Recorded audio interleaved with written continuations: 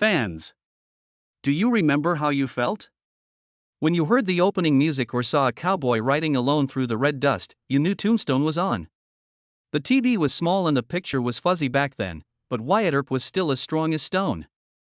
Every kid still held their breath when they heard Johnny Ringo, and Doc Holliday could scare the whole neighborhood just by turning his head and dropping one line. I remember that Tombstone wasn't a movie back then. It was a clean, brave world that sparkled like it came straight from a cowboy comic book that we all used to wish we could live in. But what if you knew that underneath the scenes you used to look up to were so dark secrets that Hollywood kept them hidden for 30 years? A gunshot that almost blinded stuntman Val Kilmer, who was dragged under a horse's hooves and was seconds away from dying, and Kurt Russell, who directed the whole movie without being allowed to say so. Today, we're going to revisit old memories and hear stories told by the actors who played Tombstone. There are some facts about this famous Western that might change the way you see it. 1. Kurt Russell talks about becoming the real director of Tombstone for the first time. What was the first movie you watched that made you crazy? That part where Kurt Russell rode out through the red dust with a serious look on his face, like he was ready to shoot everyone? Doc Holliday leaning against the bar post with that half smile on his face? It looks like the production team always knew what they were doing because everything is smooth, sharp, and full of attitude. But there is another truth if you look through the book that was used to make Tombstone. The movie was just okay. Only flowed and had that quality that fans love because of one man who carried it from the inside out. Not the director or the writer of the movie. It was Kurt Russell, the actor you thought was only worried about playing Wyatt Earp. Tombstone went crazy after only a few weeks of shooting. Kevin Jarre, the director, was such a perfectionist that he insisted on perfecting every shot to the point where the plan fell apart. Some days, the players almost quit because they had to do so many takes just to change the horse's running speed to look right. The studio was ready to give up. Then Kevin Jarre was fired. It was a quick, cold, and cruel choice that hit him right in the heart. The team was suddenly stuck in the Arizona desert, with no idea who was in charge, just like Tombstone itself used to be. The film stopped. Actors became scared.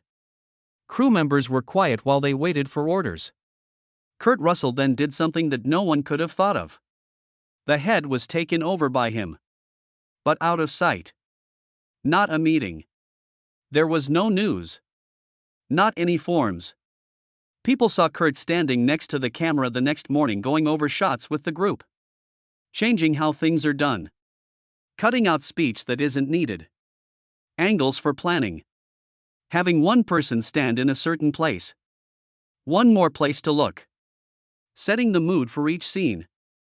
After that, Tombstone was run by a director who wasn't named. Kurt changed parts of the story. Kurt led the performers. Kurt taught them how to shoot. Kurt made sure that the group didn't fall apart. But the company told him he couldn't go public. They didn't want to get in with the law. They did not want the press to be there. They didn't want the film groups to make a fuss. So Kurt Russell was in charge of a big Hollywood movie. As if he were running a secret mission. It was impossible for him to sleep, and he often showed up to work looking like he had just come out of a fight that had gone on all night. In a very rare talk, Kurt Russell said, "Nobody knows what I did behind the screens. But I'll tell you this, if Tombstone made it through, it's because I had to take it day by day, even if my name doesn't show up in the credits as the director." 2. Val Kilmer says that he played Doc Holliday even though his body was really close to giving out. Do you remember the first time Doc Holliday came out of the dark saloon? With his eyes half closed and collar slack, his pale face made it look like even the smallest breeze could send him straight to the grave. A beautiful sickness that was so real that you almost thought he was born to die in the dust and gunfire of the West. According to Val Kilmer himself, the truth is that he didn't want to act sick. He meant to look like he was really walking toward death. To do that, Kilmer picked a course that no doctor would ever go along with. Changed his body into a corpse part-time. To keep his body cool, he laid down in a cold room before each scene.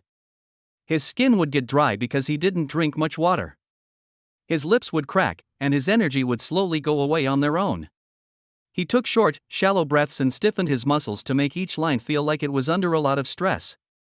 It was impossible to tell that he was acting as Doc Holliday every time he went in front of the camera. He looked like a sick person who woke up just in time for his scene. A member of the crew said Val never laughed, talked, or made jokes. It was so sad to look at him because he kept his energy so low. A scene in a bar gave me the most shock. There was no fight or gunfire, just a simple line of speech. But right after the camera started rolling, Val Kilmer fell to the ground like a lamp that had been put out. Everyone thought he fell, but when they picked him up, his face was pale and his breathing was so weak that no one could hear it. The set doctor jumped in quickly. They checked his lungs, took his pulse, and asked him if he had eaten. Val only said, "I'm fine," in a whisper. Just a little thirsty, his body was almost dry. Temperature below average, and not enough oxygen. Because he had been bad to himself for weeks, he was bound to fall apart. But in typical Hollywood style, the company told everyone to be quiet. There are no records or medical files. After a short time, Ball woke up, drank some water, took a short break, and then, like a real cowboy, got back up and kept recording. There were no complaints or medical needs. There was no ask to stop making things. Val Kilmer later said, "Let Doc Holliday live honestly on screen. I pushed myself as far as I could until I was about to fall down. I went too far, to be honest. Not a single bit of CGI, makeup, or filter." Val Kilmer really dragged Doc Holliday's body to the edge, making him look like he was going to die. Third, the fight between Ringo and Document. And the time Val Kilmer almost lost an eye. Do you remember the scene where Johnny Ringo stands next to Doc Holliday? As cold as made steel, the men's eyes stare at each other. Their hands are loose around their guns, as if they could kill without even cocking them. Fans never knew this, but during that stylish iconic shot, Val Kilmer almost lost the very thing that made his act famous. In the movie, their guns were loaded with blanks. The blast force is real, though. Even though they don't shoot metal bullets, these guns act like real weapons. Still, every blast can send out tiny pieces of metal or copper wadding that are sharp enough to cut skin or destroy an eye right away. Michael Biehn, Ringo and Val Kilmer came onto the set that day very nervous. This was the most important psychic battle in the movie. Even the beat of each breath was important to both of them. Don't make jokes or small talk. No one tried to break the mood of deathmatch they were creating. They raised their guns as the camera rolled. Even though Biehn had used the blank gun for weeks, it started to vibrate in a way that was standard for that type of gun. But he could move a metal piece inside the barrel by just a little bit by moving his hand. As planned, the gun's vents went down when Biehn pulled the trigger, but instead it spit out a small piece of metal that flew straight at Val Kilmer's face. "We just heard a ping and saw Val jerk his head back," a crew member said. "Before he touched his face and saw a line of blood on his hand, we all thought he was pretending." A few centimeters away, the piece went right under his left eye. If it had been a little higher, Doc Holliday would have gone blind in the middle of the movie's most famous scene. The set got cold. Biehn turned pale. Val stood still for a moment, took a deep breath, and then asked, "Should we go again?"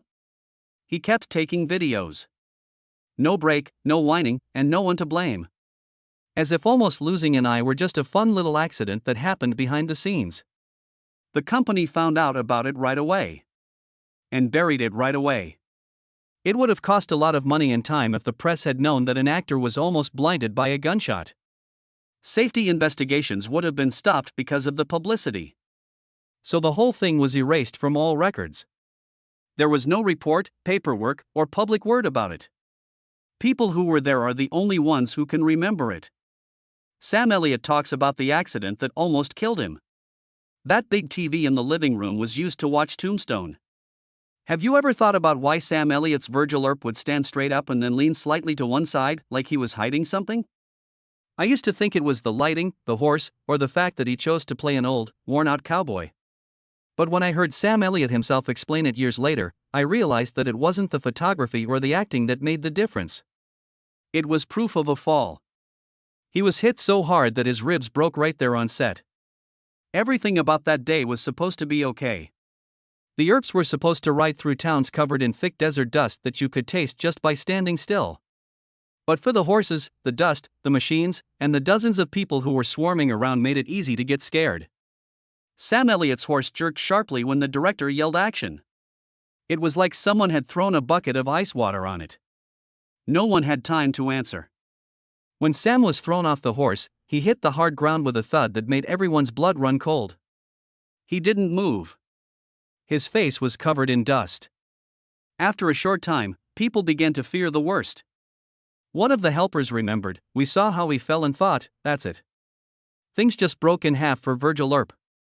But Sam Elliott did something no one thought he would. He put his hand on his chest and felt a sharp, knife-like pain go through him every time he breathed. Then he stood up. No grunts, whines, or requests to rest. While the rest of the team was still frozen with shock, Sam was already getting back on the horse, as if the fall had been nothing more than a small annoyance in a life full of being thrown against walls. After years, Sam finally told me that I was scared they'd replace me. Back then, if you looked weak in any way, you could lose your job right away. Even though his ribs were broken, he kept shooting all day. He could only say one line at a time with the half-breath he had left. He was in so much pain that every move made his eyes water. But you wouldn't know from the screen. When you look at Virgil Earp, all you can see is him walking like nothing could shake him. Sam Elliott was hiding a real wound from the camera.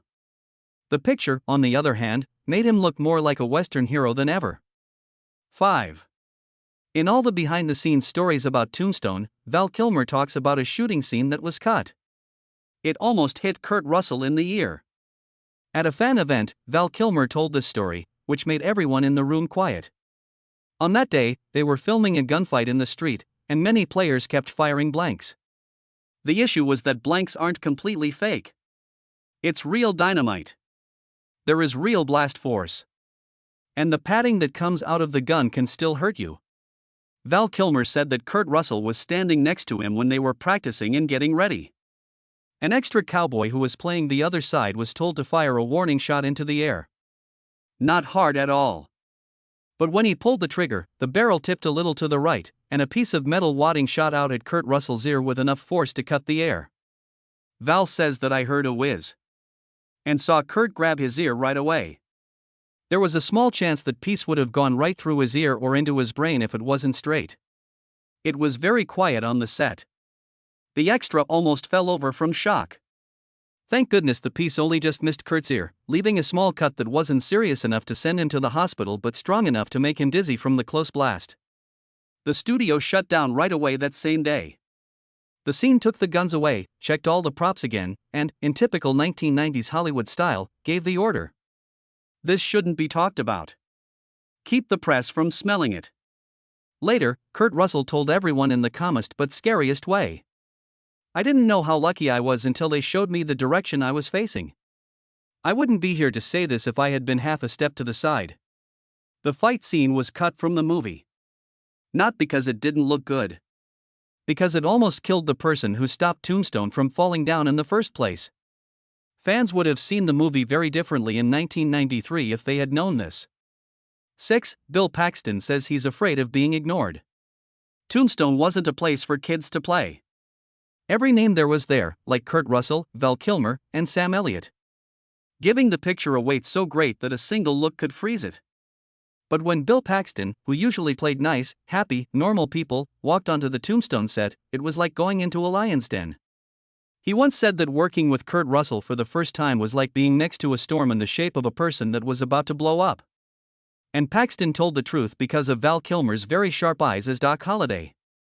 He looked like he knew what I was thinking when we met in real life. That environment made Paxton feel like he wasn't big enough, grounded enough, or cool enough to stand with those big names in the movie business. This led to stage nervousness that got worse over time. He practiced his lines and facial movements in front of the mirror late into the night until his voice got hoarse. He had to lean against a wall some days right before shooting, not to rest, but to keep himself steady. The pressure made his hands go numb, his heart beat fast, and his knees almost gave out. Whenever he slipped, even for a second, he was afraid that everyone would see right away that he wasn't good enough. Someone on the team said Paxton was always the first one to arrive and the last one to leave. He didn't do it to practice, but to show himself that he was good enough to stand with those guys. No one saw this coming. Morgan Earp's weakness, her shaky breath, worried eyes, and softness in a world full of tough cowboys made her painfully real.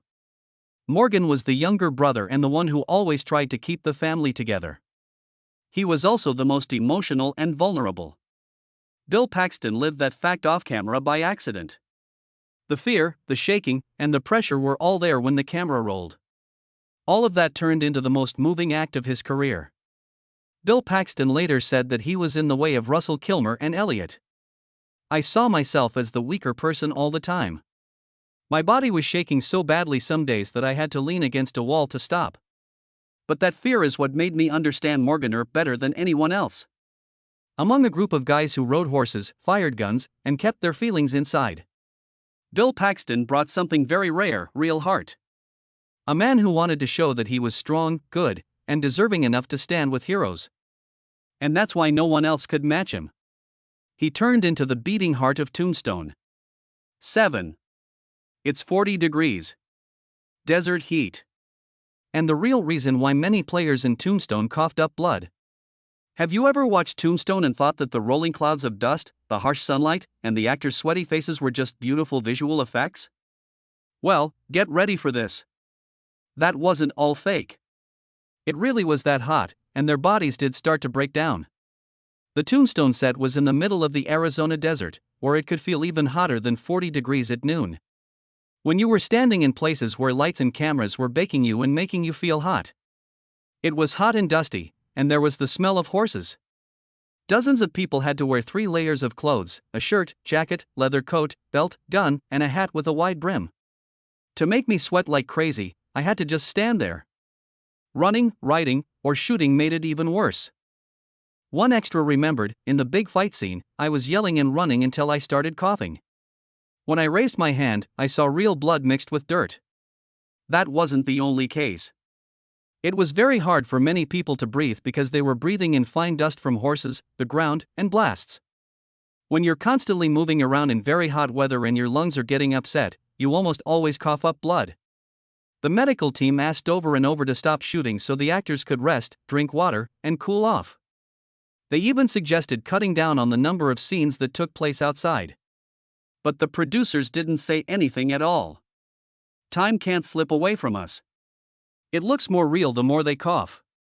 That order was the one that held up the whole process for weeks. At that point, Tombstone was spending money like a huge fire every day. What if the plan got off track even by one day? The studio could end the whole thing. Some actors coughed so hard that their lungs hurt, their throats burned, or they coughed up blood. But they just wiped their mouths, drank a sip of water, and walked back onto a set that was as hot as a stove. Someone on the team told the fans something they didn't know. We shot for 12 hours straight some days.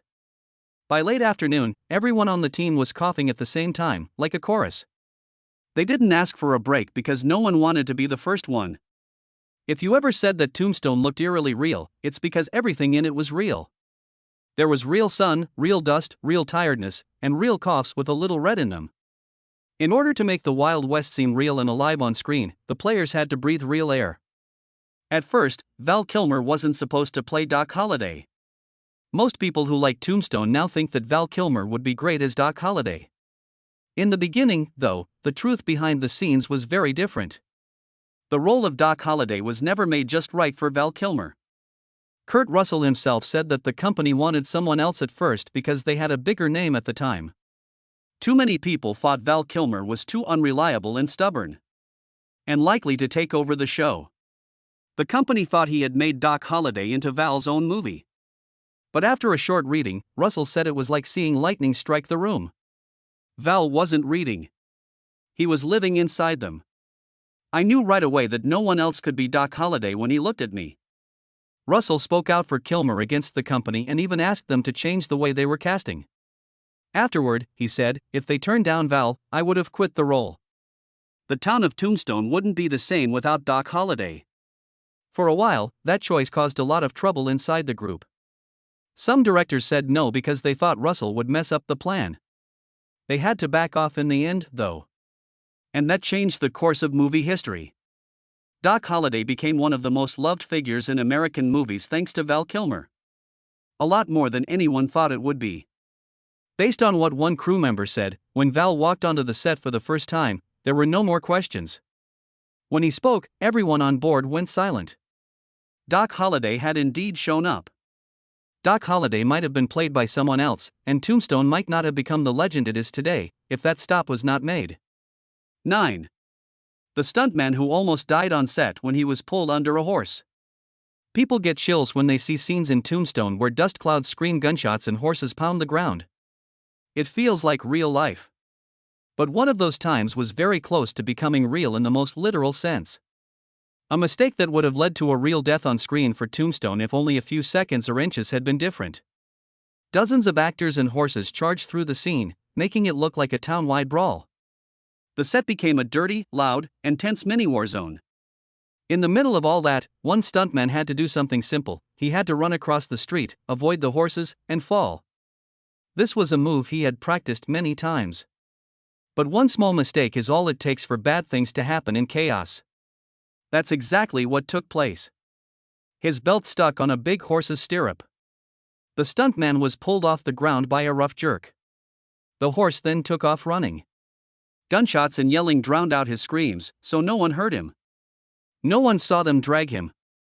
It was like a thick fog of dust rose up and covered everything. You could only hear the thunder of hooves hitting the ground. Each beat sounded like a countdown to when one of the hooves would land on his head. He was pulled by the horse for dozens of meters over rocks and hardened earth. And the gravel tore his clothes apart. The animal finally came to a stop with one last skid, and its two front feet stopped just in front of the stuntman's face, about a centimeter away. If the camera had been a few inches closer, it would have caught a real death. Later, still scared, a team member remembered. We could barely tell who he was when we pulled him up because his face was so dirty. His mouth was full of dust and his eyes were red. He was still alive, though. That was the only miracle that day. You'd think that kind of thing would be reported right away. It wasn't, though. The company was well aware of what would happen. If the accident was recorded, there would be safety investigations, output would stop, the schedule would be shredded, and costs would go through the roof. The report was taken away. No forms, no probe. It was against the rules to talk about it. People who saw the accident will remember it forever, and the stuntman who was almost killed will have some old scars to show for it. It looks like the crew somehow captured the chaos of the Old West without any tricks when the street fight is shown on screen. But the truth is that Tombstone got that realistic because one day a man was dragged under a horse and was lucky enough to live to tell the tale. Tombstone looks like a big Western movie on the big screen. There are red-haired cowboys walking through red dust with cold, sparkling eyes that can silence a whole town. But when you look at what really happened behind the scenes, you see that strength wasn't just playing. It was blood, sweat, coughing fits, broken ribs, and lost sleep. There were close calls with death and fears that no player dared to talk about at the time. In front of you is a story about the Old West that sounds like a myth. What happened behind the scenes is the story of people, with all their pain, fear, and determination. Now that you know all of these secrets, who do you think gave the most to make Tombstone famous? Tell me what you think in the comments. If you want to learn more about the truths, like how Hollywood tried to hide scenes that almost went wrong or the hidden stories behind famous movies, click like and subscribe to make sure you don't miss the next video.